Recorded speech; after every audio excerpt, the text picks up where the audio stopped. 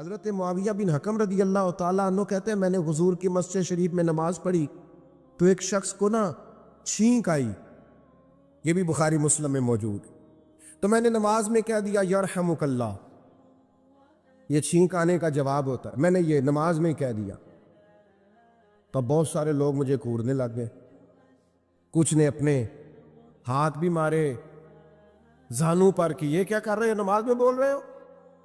فرماتے ہیں نماز مکمل ہوئی اور یہ لفظ ہے حضرت معاویہ بن حکم رضی اللہ تعالیٰ عنہ کے، فرمانے لگے قسم اللہ کی میں نے حضور سے بہتر سمجھانے والا نہ پہلے کبھی دیکھا ہے نہ بعد میں کبھی دیکھا۔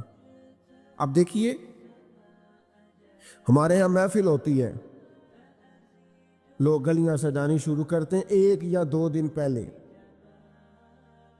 کسی گھر میں شادی ہوتی ہے تو لوگ گھر کا آنگن، صحن، چھت اور سامنے والی دیوار سجانا شروع کرتے ہیں 2-3 دن پہلے، اس سے زیادہ نہیں۔ بڑی خاص بھی کو محفل ہو تو 1-8 دن پہلے لائٹنگ لوگ کرتے ہیں کہ پتہ چلے یہاں ذکر رسالت مآب صلی اللہ تعالی علیہ وسلم کیا جائے گا اور یہاں حضور کے تذکار کیے جائیں گے۔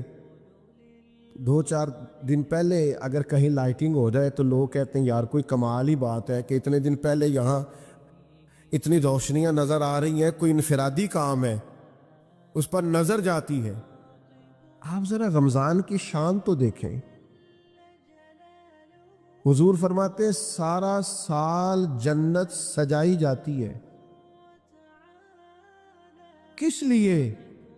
حضور فرماتے ہیں رمضان المبارک کے لیے، سارا سال جنت سجا دی جاتی، اس کو تیار کیا جاتا ہے رمضان کی سعادت افروز گھڑیوں کے لیے، ان مقدس ایام کے لیے جو لے کر رمضان سایہ فگن ہوتا ہے، اس کے لیے پورا سال جنت کو سجایا جاتا ہے، تزئین و آرائش کی جاتی ہے، اور رمضان آتا ہے تو کریم کے کریمانہ فیصلے ہونے شروع ہو جاتے ہیں۔ کریمانہ فیصلے، ایک کریمانہ فیصلہ ہوتا ہے کہ دوزخ کے دروازے بند کر دو اور جنت کے سارے ہی دروازے کھول دو، اس کو راستہ کیا گیا ہے۔ پھر آپ کو پتہ ہے ایک انوکھی بات بھی آپ سے کرنی ہے، قانون نافذ کرنے والے اداروں کو نا مجرموں کا پتہ ہوتا ہے، ان کو پتہ ہوتا ہے کس جگہ کچھ فسادی لوگ ہیں، وہ دیکھتے ہیں نا ملک میں کوئی خاص مہمان آ رہا ہے جو ملک کے لیے فائدہ مند ہے اور وطن کے لوگ اور وطن کو اس سے فائدہ ہوگا، استفادہ کریں گے لوگ اس کے آنے سے، تو کیا کرتے ہیں ان فسادیوں کو پہلے بند کر دیتے ہیں، کہتے ہیں ایسا نہ ہو کہ یہ آ کے کوئی خرابی کرے، وہ منع کر دیتے ہیں۔ تو یاد رکھ لے، سمجھ لے، حضور فرماتے ہیں شیطان کو بھی قید کر دیا جاتا ہے۔ رمضان آنے والا ہے تو اللہ شیطان کو قید کر دیتا ہے، جکڑ دیتا ہے۔ فرمایا رمضان آ رہا ہے اور میرے بندوں نے اپنی بخشش کرانی ہے، انہوں نے میری عبادت کرنی ہے، انہوں نے روزے رکھنے ہیں، انہوں نے آ کر کے اللہ کے حضور معافیاں مانگنی ہے، اور رمضان کی ہر رات میں 70 ہزار یا بلا مثال و بلا تشبیہ اللہ جانے کتنے بے حساب لوگوں کی رب نے بخشش کرنی ہے۔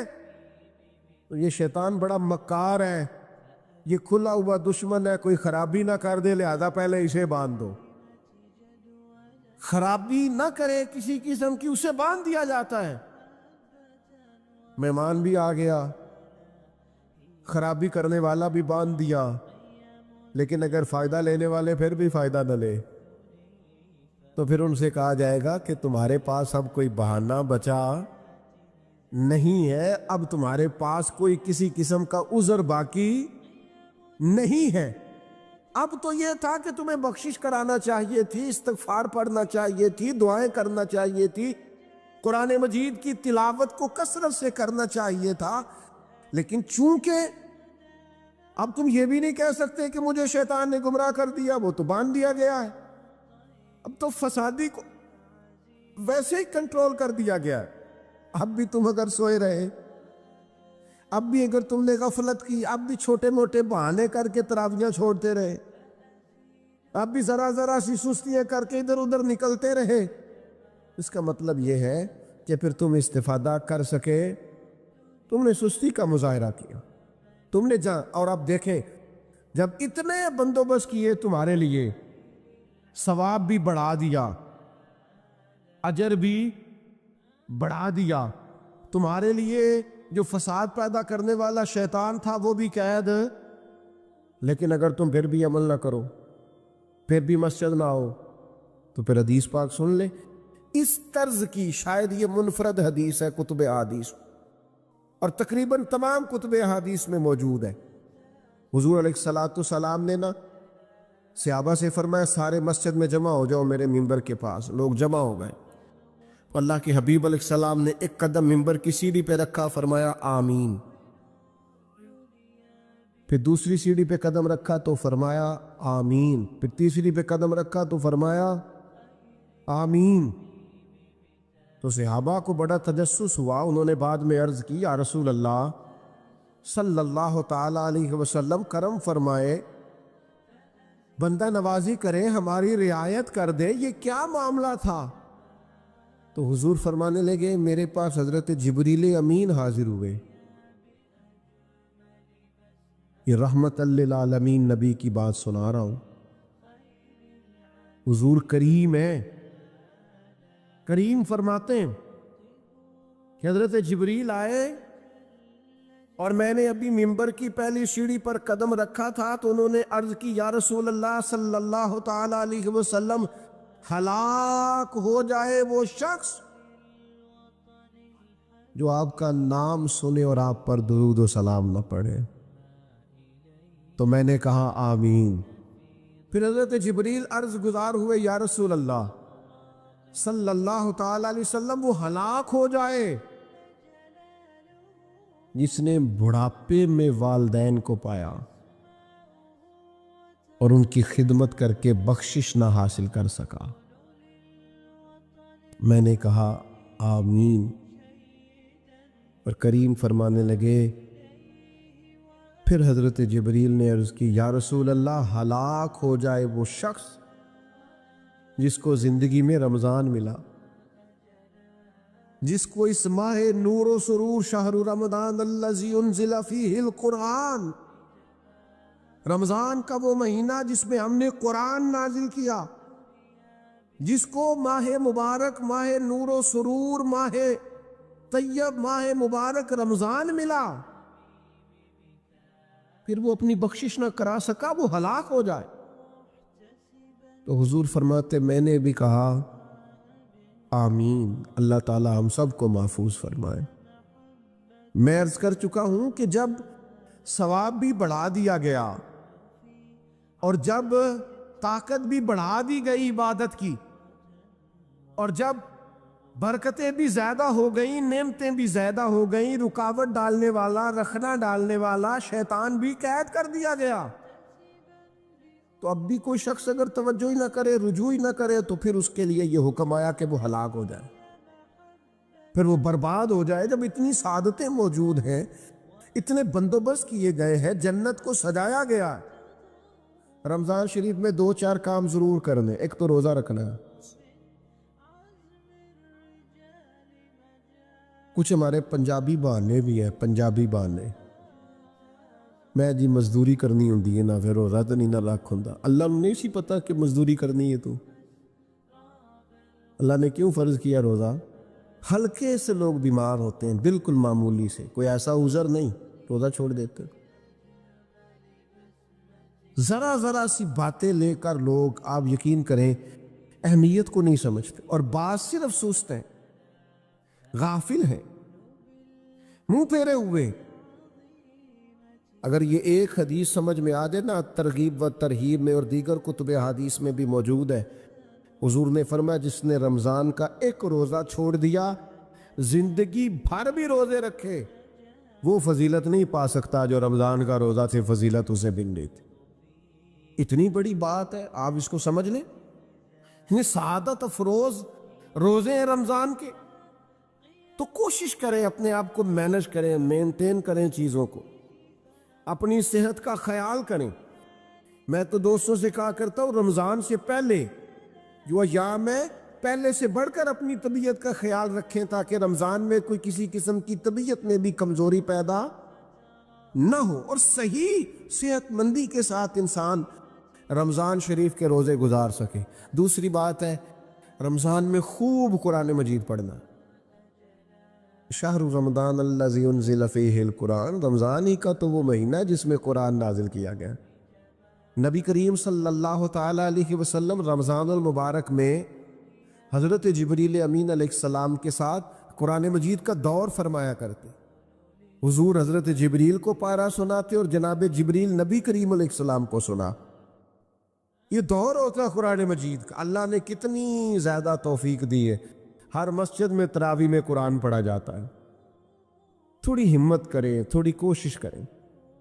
ہمارے بزرگ فرمایا کرتے تھے ایک پارہ گھر میں پڑھا کرو قرآن مجید کا تاکہ تمہیں دیکھ کے بچے بھی پڑھیں، اور ایک پارہ مسجد میں تلاوت کیا کرو، اور ایک رات کو تراویح میں 3 پارے روز قرآن مجید کے ہو جائیں گے تو انشاءاللہ تعالی رمضان ختم ہوگا تو 3 قرآن پاک بھی ختم ہو جائیں گے۔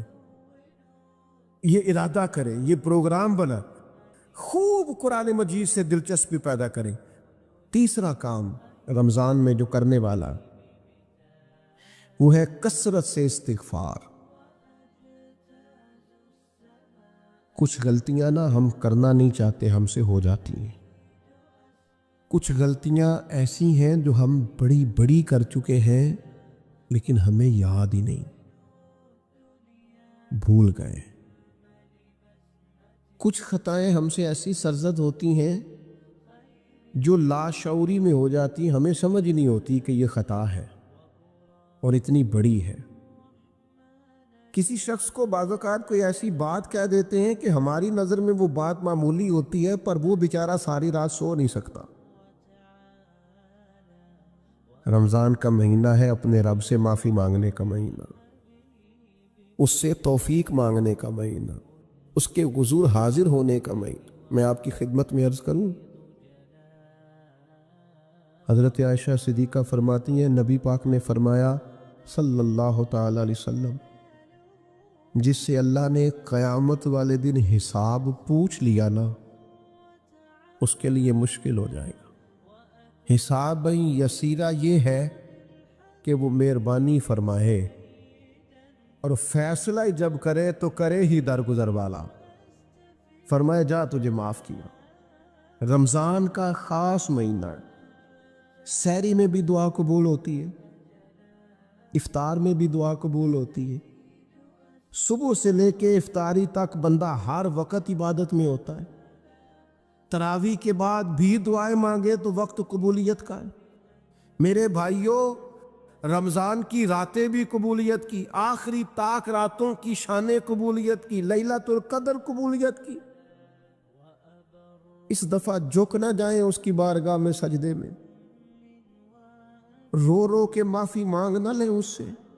ہم برے نہیں ہیں، چاہتے نہیں ہیں، پر ہمارے وجود سے کچھ غلطیاں ہو جاتی، ہمارے سینوں میں کچھ پچھتاوے ہیں، کچھ من میں باتیں ہیں۔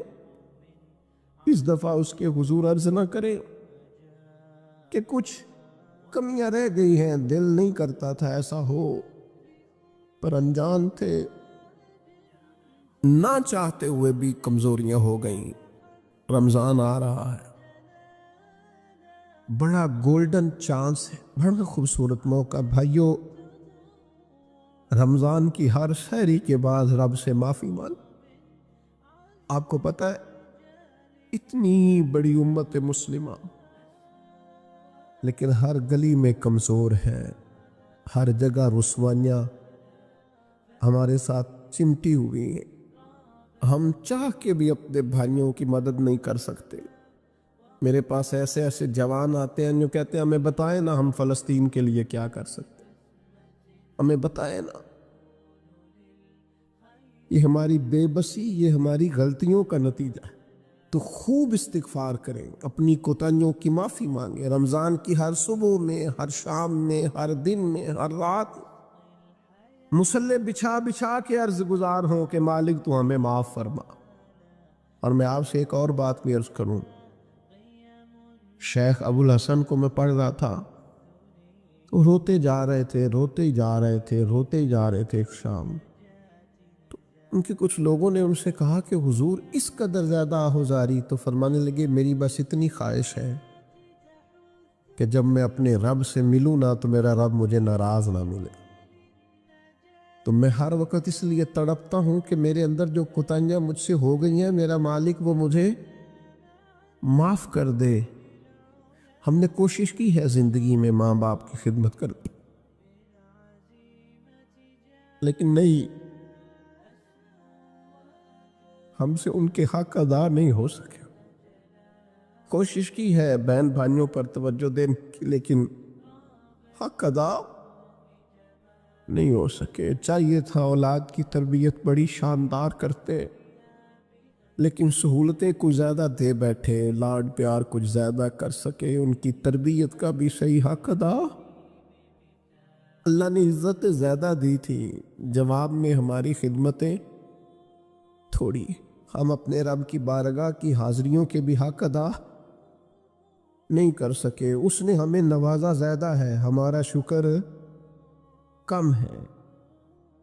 ہم اس کا حق ادا کرنے کا کام یہ ہے میرے بھائیوں کہ رمضان میں خوب استغفار کریں۔ ہم سے جو کمیاں رہ گئی ہیں اس پورے ماہ مبارک میں، اپنے مالک سے عرض کریں کہ مالک اس ماہ مبارک میں جنہیں تو معاف کرنے والا ہے ان میں ہمارے بھی نام شامل ہمارے بھی نام شامل فرما۔ اور بھی عرض کرنی ہے، ان کے لیے بھی دعائیں کرنی ہے رمضان میں جو ہم سے بچھڑ گئے، جو مٹی تلے جا کے آرام فرما ہو گئے۔ یہ رمضان المبارک چونکہ بخشش مانگنے کا مہینہ ہے، اللہ کے حضور معافی مانگے ان کے لیے بھی، ہمارے اپنوں کے لیے، ماں باپ کے لیے، عزیز و اقربا کے لیے، کہ اللہ کریم ان کی قبروں کو بھی ٹھنڈا کرے، ان کے حال پہ بھی رحمت کی نظر کرے، ان کے لیے بھی مالک آسانیاں کرے۔ خوب دعائیں مانگے رمضان میں، خوب دعا۔ اور جو محتاج ہیں، جو تنگ دست ہیں، جو غریب ہیں، جن کو زمانہ گزر گیا ہے، دوستوں کو، احباب کو، مخیر حضرات کو متوجہ کرتے ہوئے وہ بھی تھوڑی توجہ کریں۔ اس سال رمضان کے ماہ مبارک میں دنیا داروں کو چھوڑ کے رب کی طرف متوجہ نہ ہو، اس کریم کی بارگاہ میں اپنی ساری تکلیفیں بیان نہ کریں۔ بیمار بھی آئیں، مقروض بھی آئیں، تنگ دست بھی آئیں، بے اولاد بھی آئیں، کمزور بھی آئیں، سارے جھکیں، روزہ رکھ کے، تراویح پڑھ کے، قرآن پڑھ کے، اپنے سارے دکھ اپنے مالک کے حضور بیان کر کے اس ماہ مبارک کی ہر رات میں اس سے بخشش کا سوال کریں، رحمت کا سوال کریں، کرم کا سوال کریں۔ وہ بڑا ہی کریم ہے۔ حضور فرماتے ہیں، رب کہتا ہے مجھے حیا آتی ہے میرا بندہ ہاتھ اٹھائے اور میں اس کے ہاتھ خالی واپس کر، بس آنے کی دیر ہے۔ اور ایک مقام پہ اللہ کے حبیب علیہ السلام نے فرمایا، بندہ جب اعتراف گناہ کر کے معافی مانگتا ہے اللہ فوراً ہی اسے معاف فرما دیا کر۔ چوتھا کام جو اس ماہ مبارک میں بہت زیادہ کرنا ہے وہ یہ ہے کہ حضور نے فرمایا یہ صبر کا مہینہ، صبر بہت کرنا ہے۔ ایک تو صبر ہوتا ہے نا مصیبت پہ صبر، ایک خواہشات پر بھی صبر ہوتا ہے کہ خواہشیں پیدا ہو رہی ہیں پر صبر کرنا ہے اللہ کے رضا کے لیے، یہ بھی صبر۔ نیکی پر استقامت کے لیے بھی صبر کی ضرورت ہوتی، گناہ چھوڑنے کے لیے بھی صبر کی ضرورت ہوتی۔ آپ کے پاس مواقع موجود ہے معاذ اللہ برائی کے، لیکن اگر آپ صبر کرتے ہیں، اللہ کی رضا پہ راضی رہتے ہیں تو یہ بھی صبر ہے۔ نبی پاک علیہ السلام نے روزہ دار کو صبر کرنے کا کہا، فرمایا تو تم نے کوئی بیہودہ بات نہیں کرنی، کوئی گالم گلوچ نہیں کرنی، اور اگر کوئی تم سے لڑائی جھگڑا کرے، کوئی بیہودہ بات کرے تو تم نے کیا کہنا؟ انی صائم مرتین، تم نے 2 مرتبہ کہنا ہے بھائی میں تو روزہ دار ہوں۔ کوئی جھگڑا کرنا چاہے، لڑائی کرنا چاہے، برا بھلا کہے، کوئی الجھانا چاہے تو کہنا انی صائم، میں روزہ دار ہوں. یہ وظیفہ یاد کریں گے؟ کیا کہنا ہے؟ یہ وظیفہ ہے پورے رمضان کا. یہ بخاری میں حضور نے بتایا ہے. کوئی جھگڑا کرے گھر کے باہر بھی